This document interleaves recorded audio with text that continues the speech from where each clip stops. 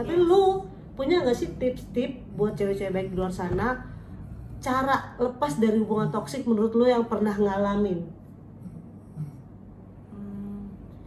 Kayak kalau misalnya nih dia ini bedanya ya, kayak boleh jelasin. kalau hubungan toksik tuh kayak kita tuh udah nggak bisa membedakan mana dia tuh bener-bener ngelarang karena Kebaikan yes, karena kebaikan, sayang, karena dia memang sayang, itu ada tujuannya nih misalnya kan. Kalau misalnya orang sayang kan pasti ngelarang ada tujuannya dong. Iya. Atau emang karena yang ngelarang aja pengen narik lu gitu. iya, lu tuh nggak boleh gitu. Kayak misalnya tuh lo ditarik dari lingkungan sosial lu gitu, iya, temen-temen lu gitu. Kayak gitu. Itu contoh ya guys, itu contoh. Nah, jadi itu contoh nyatanya ya buat kalian cewek-cewek baik. Kalau kalian udah ngerasa diri kalian bener-bener ditarik sama pasangan kalian dari teman-teman kalian, bahkan media sosial kalian dicekat-cekat, berarti itu udah ciri-ciri kalau pasangan kalian tuh toksik gitu ya, Cay? Yes. Gitu, oke. Sekarang kayak buat apa lu tuh ditarik gitu dari lingkungan yang emang lu tuh ada di dalam situ gitu. Oke. Padahal nantinya pun kalau lu ada masalah jatuh, nggak semuanya harus cerita sama pasangan. Yes. Padahal lu juga butuh orang lain. Atau padahal ibaratnya kayak lu tuh lebih kenal mereka duluan daripada pasangan lo gitu. Iya. Banyak anak-anak zaman sekarang bilang gitu. Iya. Kayak gue sayang sama temen-temen gue. Gue sayang sama pacar gue, tapi gue lebih sayang sama temen-temen gue kalau nggak ada pacar gue. Oke. Ada yang begitu sih. Ada. Tapi lu sekarang berarti udah keluar dari zona itu. Alhamdulillah. Lu udah punya pasangan baru atau belum? Alhamdulillah. Udah. Terus kiat-kiat lu sampai lu bisa memulai punya pasangan baru untuk lu menghindari pasangan lu tuh akan toksik lagi sama lu tuh lu gimana? Wah, itu nggak gampang. Wah, gimana tuh? Nggak gampang. Nggak, itu bener-bener gak gampang. Pasti ada dong trauma-traumanya dong. Yes, bener banget.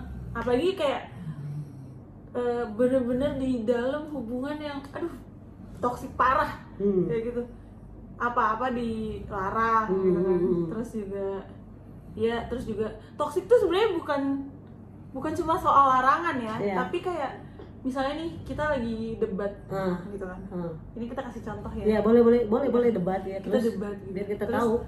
Dia pun seharusnya sebagai ya wajar-wajar aja gitu kan, debat kan pasti kan di dalam suatu hubungan kan ada dong perselisihan. Oh iya, pasti. Terus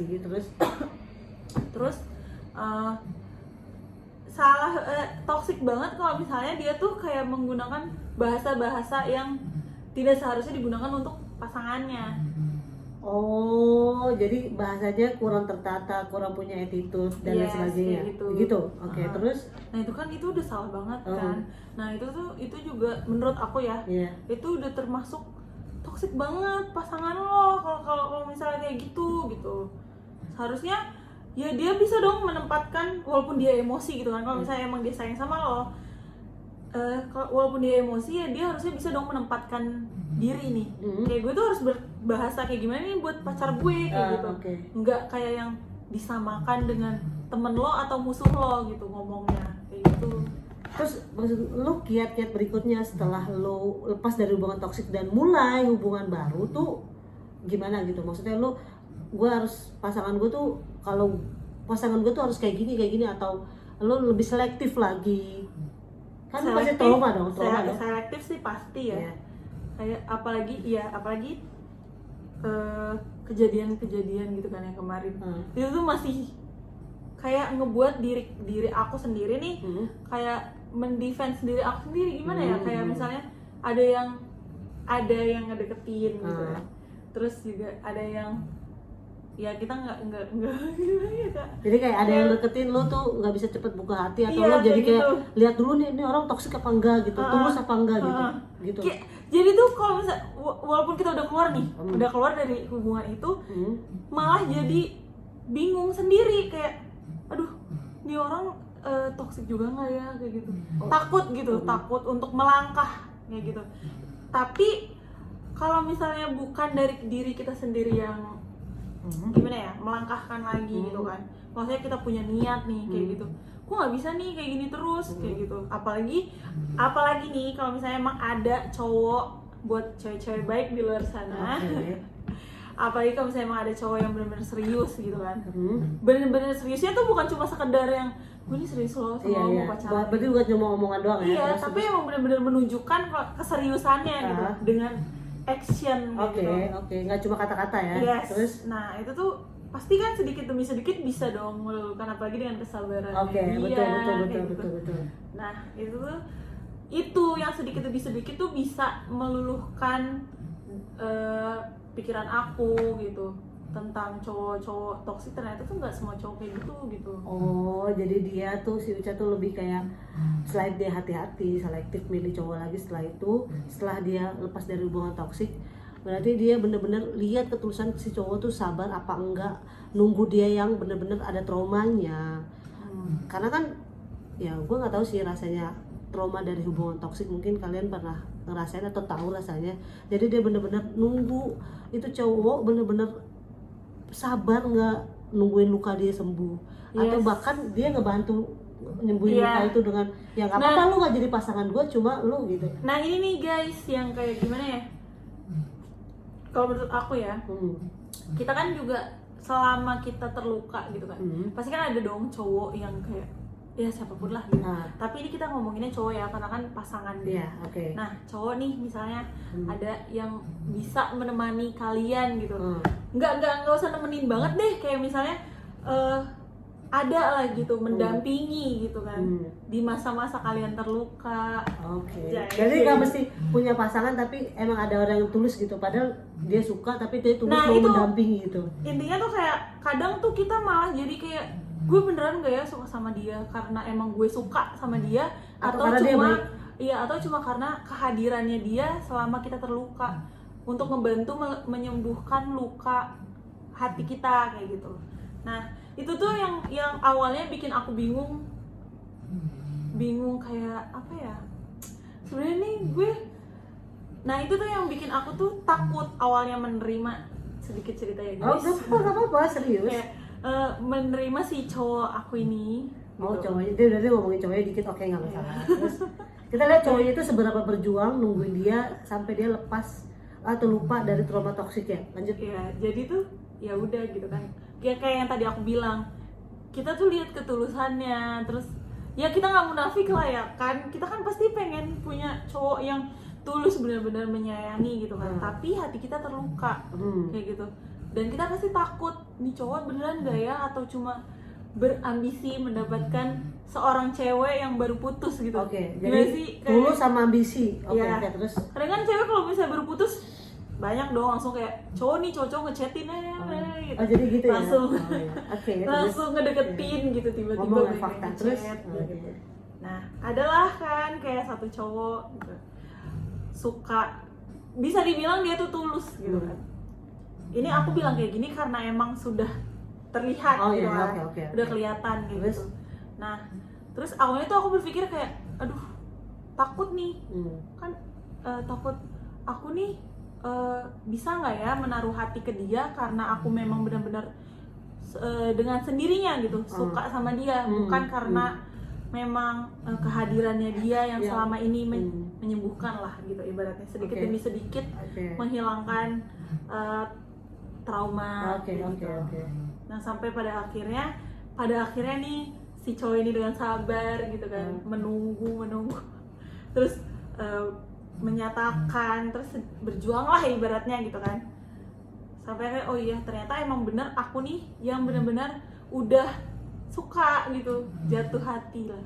Berarti emang kuncinya selain buat dia ngobatin trauma dari hubungan toksiknya tuh dia nggak langsung loncat ke cowok-cowok gitu, kayak beralih gitu. Berarti dia lebih nutup diri, terus nahan diri dia sampai lihat ketulusan si cowok tuh nemenin dia bener-bener dari jatuh sampai pulih.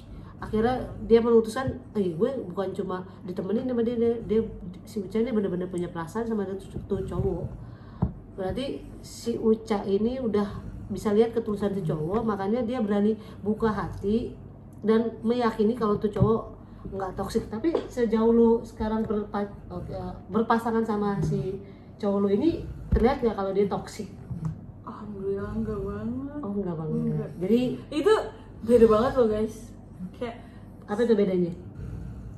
Gimana ya? Gini. Kita persimpel. Bedanya menjalin hubungan toksik sama yang nggak toksik menurut si pengalaman, si orang yang pernah mengalami. Bener nggak sih? Simpel aja nih sebenarnya. Gini, kayak misalnya nih ya, kayak di kalau pengalaman aku ya guys, ini klaimnya pengalaman aku. Jadi kalau misalnya setiap orang pasti kan punya pengalaman. Benar. Ini pengalaman aku kayak waktu di hubungan toksik nih, ya hubungan toksik ini tiap seminggu bisa kali 2 sampai 3 kali berantem kayak gitu. Nah, kalau cewek-cewek baik di luar sana sering berantem, seminggu bisa 3 kali atau sehari sampai 3 kali kayak minum obat, fix hubungan kalian toksik. Oke, terus tiba-tiba udah lepas nih dari situ, ngejalanin hubungan yang gimana ya bilangnya, sehat lah gitu kan. Sehat. Bener-bener hubungan yang sehat. Di situ tuh aku kayak kaget gitu. Kok gue bisa kayak 2 minggu sampai sebulan gitu kan, terus-terusan nih. Lama-lama kan udah lama nih ngejalanin hubungan sama cowok yang sehat gitu kan. Hubungannya, terus mikir kayak kok gue nggak berantem sama nih cowok gitu. Jadi lu kangen berantem? Bukan Gua kira dia kangen berantem. Bukan kangen berantem. Jadi tuh kayak ya bingung. Bingungnya tuh kayak kaget gak sih?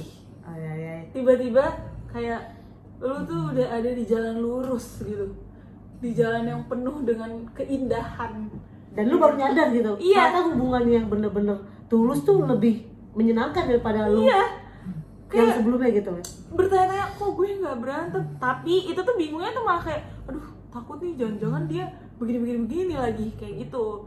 Itu sebenarnya itu kenapa aku bisa kayak gitu, kayaknya mungkin karena emang udah menjalani hubungan yang sehat atau toksik itu sebelumnya. Jadinya kadang ngebuat pikiran kita tuh lebih mudah untuk negative thinking. Oke. Jadi karena pernah punya hubungan yang nggak baik, jadi sama berlaku sama pasangan baru padahal dia baik, ke bawah nettingnya. Iya, itu karena saking, kalau aku ya kayak saking takut gitu, kejadian yang sama tuh terulang lagi di hubungan yang baru kayak gitu. Oke. Jadi kesimpulannya seperti tadi dia udah ngejelasin bedanya punya hubungan toksik sama enggak, kurang lebih kayak gitu. Nanti kalau ada pertanyaan berikutnya bisa lo DM gua di TB Bercerita. Tapi nanti gua akan lanjut di part berikutnya tentang bahaya mencintai terlalu dalam. Gue juga masih mau gue masih mau nanya-nanya Uca, karena menurut gue hubungan toksik itu berpengaruh sama kita yang terlalu mencintai atau mencintai terlalu dalam. Itu bahaya.